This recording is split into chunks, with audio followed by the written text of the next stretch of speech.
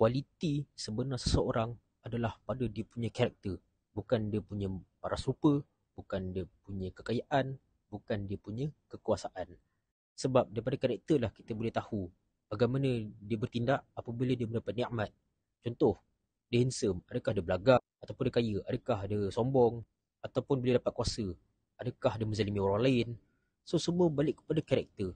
Walaupun pembentukan karakter ni dia tak perlukan duit, dia perlukan tindakan diri sendiri je, tapi dia telah mencakupi segala aspek kehidupan seseorang tu, daripada segi wang ke, daripada segi kuasa ke, daripada segi duit ke.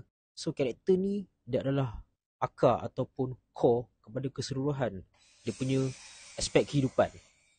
So mana-mana manusia improve karakter supaya kita dapat gunakan kuasa kita dengan baik, kita tak belagak dengan orang apabila mendapat nikmat, dan karakter yang unggul dia akan bercahaya lebih terang daripada beribu-ribu matahari